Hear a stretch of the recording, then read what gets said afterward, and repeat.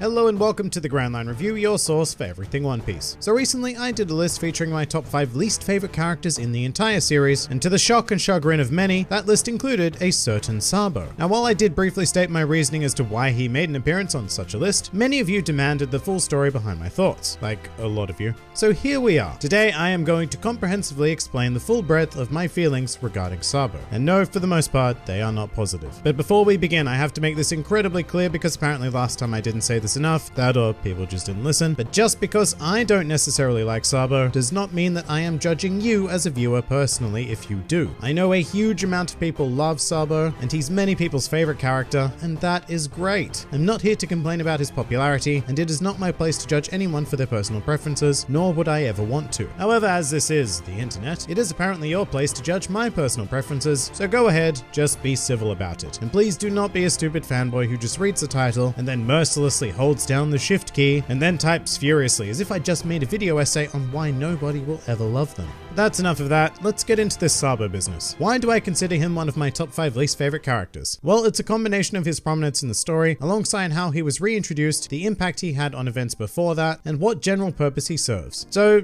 everything, I guess. There's a lot to delve into here. However, first and foremost, I'd like to say that there is nothing inherently wrong with Sabo as an isolated character. He has a cool enough design and a generally likable personality, with some good on-screen and on-page charisma. I mean, I'd certainly argue that he is a bit flat compared to the depth of most characters in One Piece, but comparing Sabo with Shonen in general, he does a decent job of existing. The problem I find is that his existence comes at a cost to the story of One Piece. So Sabo came into the story at a very late stage, at least for a character who is supposed to have such an outrageously strong bond with our main protagonist. And yes, Sabo was introduced in Luffy's flashback, and I have no problems with how he was used there. In fact, that flashback was perfect, and Sabo served as the tragedy needed for Ace and Luffy to grow and mature, setting them on the path that we would find them at in modern day. If Sabo had stayed dead, I think that he'd be remembered quite fondly by me, along with all of the other brilliantly written flashback figures. But he didn't. And this is one of my initial annoyances. I absolutely hate when a story tries to have its cake and eat it as well, with characters by soaking up all of the dramatic impact of killing them, and I said killing in quotation marks there, only to bring them back at a later date. This happens so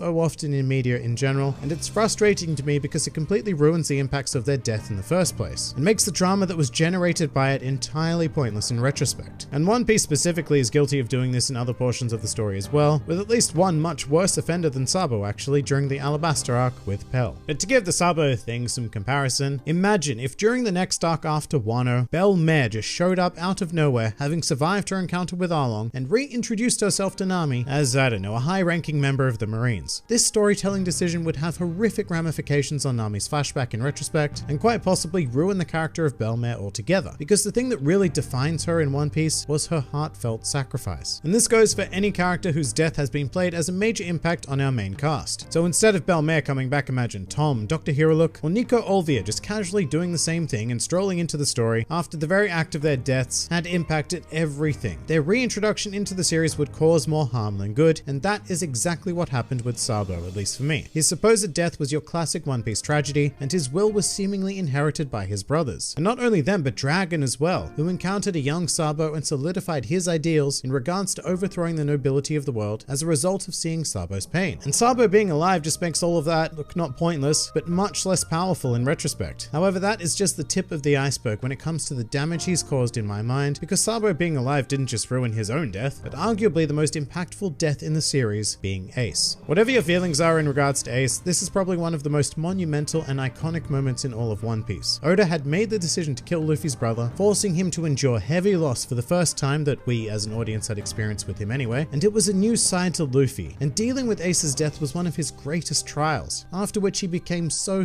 much stronger mentally. He evolved as a result of the experience, which was fantastic, and One Piece was set to go in a new direction from here. Was going to go in a new direction, past tense. Because then, out of nowhere, it was revealed that Luffy still had an older brother, and the whole Ace thing is just kind of ruined for me. I've used this analogy a couple of times in videos before, but it's as if Luffy's older brother with a trademark hat and fire powers died, and so instead of moving on, what we did was go to the pound and get Luffy a new older brother with a trademark hat and fire powers. It really does make me wonder why Oda bothered killing off Ace in the first place if he was just going to be replaced by someone with the same premise. But for a funky comparison, let's imagine what would have happened if this had occurred to any other character. For the purpose of this argument, I'm going to choose Zoro. If during the Paramount War, Zoro had been with Luffy, and it was him who sacrificed himself in front of Akainu, then just as with Ace, this would be one of the most iconic moments in the series and serve as an eternal memorial of Zoro. However then, imagine that we get to the New World portion of the story and Luffy recruits another swordsman who just so happens to practice Santoryu, and he inherits Zoro's 3 swords as well as takes up the role of swordsman of the Straw Hat Pirates in the same way that Sabo inherited Ace's Devil Fruit and the role of Luffy's older brother. You'd start to question exactly why Oda bothered to kill Zoro in the first place just to replace him with a character of the same premise. And not only that, but it would be a huge narrative insult to Zoro in the same way that I feel Sabo's modern existence takes something away from Ace. And here is where the arguments about Sabo being a revolutionary with an entirely different goal to Ace come in, which is great because that is legit the only thing that stops him from being a full-on Ace clone in my eyes. But that is not anywhere near enough. As it is, I don't really see what Sabo brings to the table, because if it's the purely story-driven plot purpose of being a revolutionary, then that could have been accomplished with any character. And if it's to fill the void of Ace, then why bother getting rid of Ace in the first place? What the whole Sabo thing makes me feel is that Oda made a bold decision, and once he'd actually killed Ace, he felt like he made a mistake. That or his editors or whatnot felt he'd made a mistake and encouraged him to introduce another cool older brother to fill Ace's role. And now cue the arguments of nah bro, Sabo was planned from the very beginning. I mean, just look at the sake cups and the tattoo. And to that I say,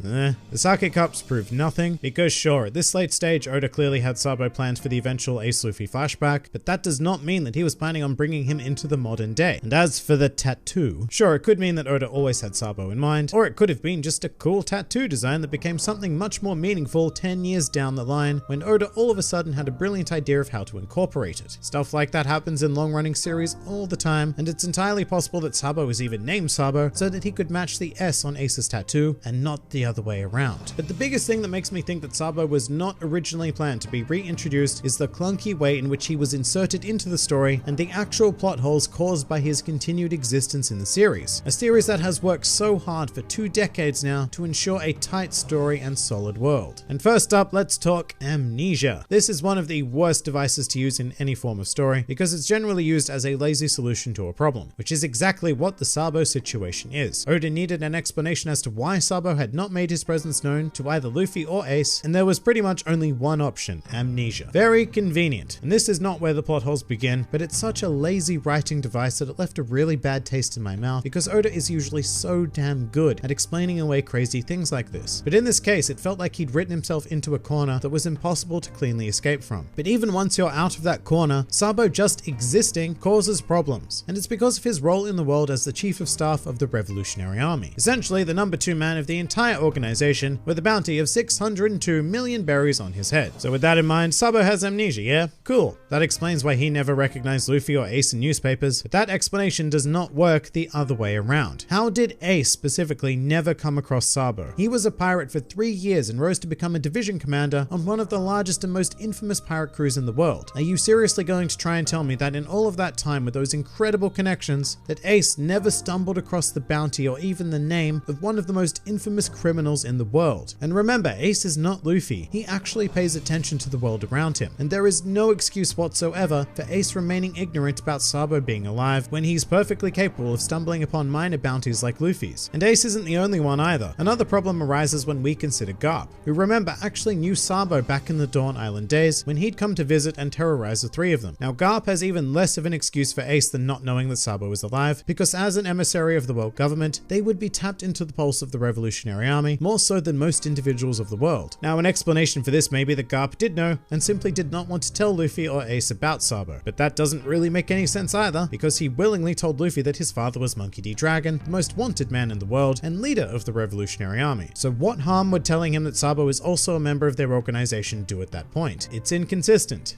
And that's not even it, because we also have Robin. She spent 2 years with the Revolutionary Army during the time skip and became good friends with Sabo. Why didn't she tell Luffy that Sabo was alive? And before anyone tries to tell me that Sabo told her not to, this has never actually been said and is only used as reasoning by the fanbase because there is no actual explanation. Yeah, Robin keeps to herself, but this is a monumental revelation. It's almost cruel to keep it for Luffy for so long. But yes, I could accept that Sabo wanted to encounter Luffy himself. I just wish it wasn't up to the readers and watchers to assume that. It should never be the job of fans to fill the holes of writers. But of course, we do know the narrative explanation as to why, and it's so that Sabo could have his surprise reveal in Dressrosa. But do you see the plethora of issues that Sabo's mere existence causes? And to me, the wild inconsistencies and lack of logical or even any explanations just isn't worth it for me. One Piece minus Sabo is such a well-crafted piece of story. It is tight and solid, even though a lot of improvisation does occur, but it simply could not handle Sabo, which either means that he was not planned and had to be hastily planted into things, or that he was planned and his reintroduction was entirely botched. Either way, it does not result in a character that makes their presence worth it for me. And after all this negativity, I'd like to reaffirm that I do not hate Sabo. As a character, I feel just nothing for him whatsoever. What I hate is his impact on the series. Now, a lot of people were also a bit shocked that I could place someone like Sabo on my top 5 least favorite characters and not place people like, say, Spandam or St. Charles. And the reasoning for that is pretty simple. Yes, these two characters are engineered to be hated, but they do so in small doses. And you know what? To a certain extent, it's actually really fun to see them being beaten up. So that makes their presence in the story worthwhile. I mean, Charles in particular was so much of a dick that he provided us with one of the greatest punches in the history of media. There is no way he comes anywhere near close to the least favorite character to me on those grounds. But then there's Sabo,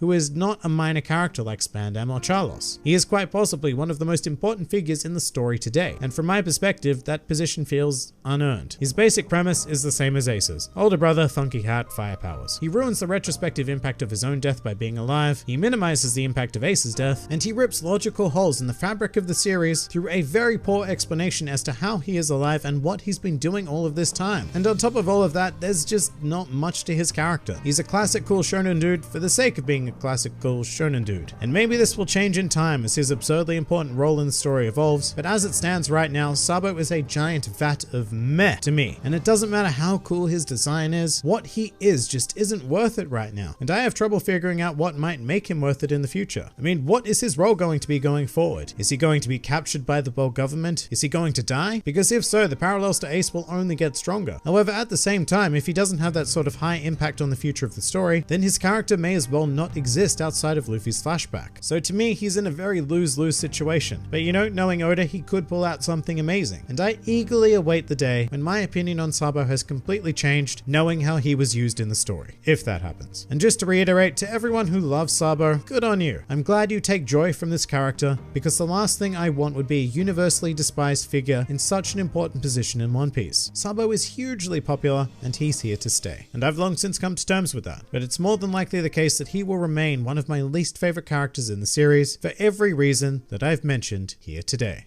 But that pretty much does it for my personal problems with Sabo. If you enjoyed this video and the content this channel produced in general, then please do consider donating to the Grand Line Review Patreon, because the support of all of you amazing people is what continues to make this channel possible. And if you'd like to see more videos like this but applied to other anime and manga series, then please do check out my second channel, New World Review, for all of your wider needs. And if you'd like to join the fun at any time, then please do head over to my Discord server, where a wide array of shenaniganry takes place on a daily basis. And finally, please do comment with your own thoughts on Sabo.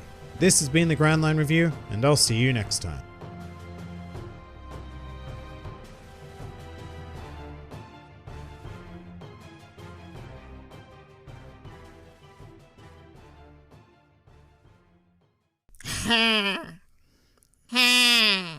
Wait, no, that's not what's happening to him.